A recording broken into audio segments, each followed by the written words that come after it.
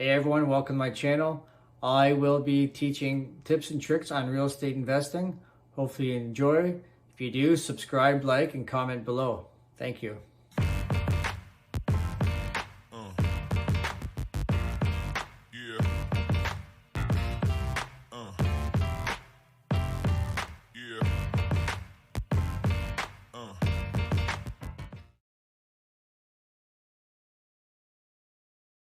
Well, congratulations, you got your first income property under contract.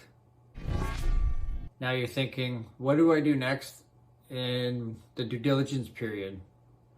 Well, inspections would be one of your main concerns. There's going to be 6 key factors in the inspection that I'm going to explain in this video today that are very important to closing this property with minimal risk. The first thing you're going to want to do is do a structure inspection. So what that entails is checking out the foundation for cracks, exterior, brick cracked walls, corners, see if there's any water seepage in the basement or that could result into mold and lots of other things as well. So if you notice any of those things or your inspector does, you definitely want to get a professional in, see what the problem is, and get it quoted before going through with the close on this in this building. The next thing you're going to want to do is inspect the plumbing. There'll be small plumbing issues and large issues. We can start with the small plumbing issues first that you can technically inspect by yourself. So you'll do a walkthrough of the building, turn on taps, tubs, flush toilets, check for any leaks coming out of the lines or in or around the tubs and or toilets as well.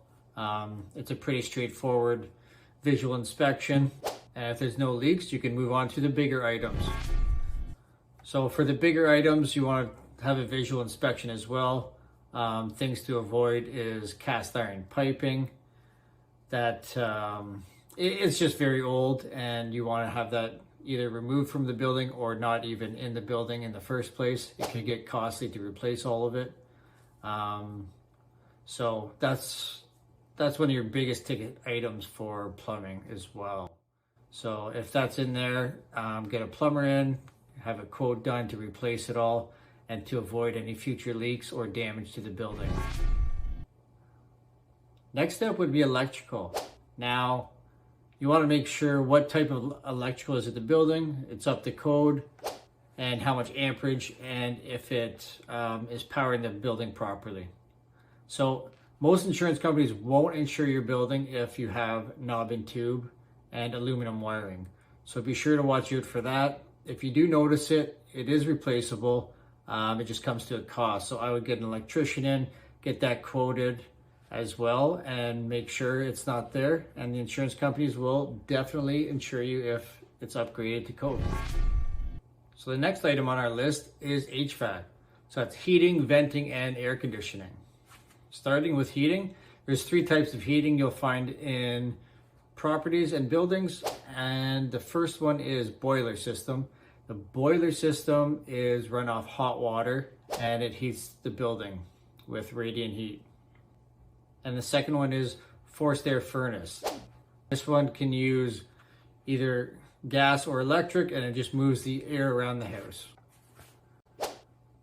Third one will be electric baseboard heat, which uses the electricity to create the heat through the baseboard heater throughout the house. All these heating sources have their pros and cons. The main thing you want to look at is what is the lifespan of these systems. And to find out that information, you can look up your local HVAC technician.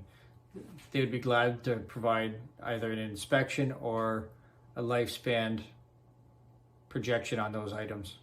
Now, the next thing on the HVAC list is venting. You want to make sure that the ducts have been cleaned out. If they haven't been cleaned out, you want to get them cleaned out or scheduled when closing on the property. It's not a huge cost. It's just something you want to do to keep clean air for your tenants. Also, you want to make sure that the filter is changed in your forced air furnace if you do have a forced air furnace in the building. And last but not least, for HVAC systems, your air conditioning. Stay cool. Everybody likes to stay cool in the summer.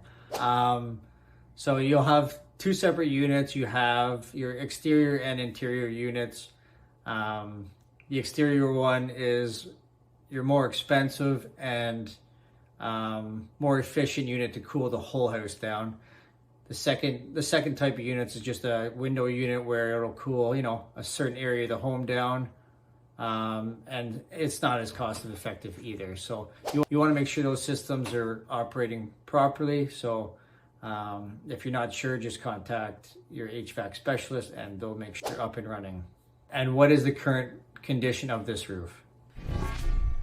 The best way to look at a roof would be obviously use a drone. Hopefully your inspector has one. That would be very beneficial.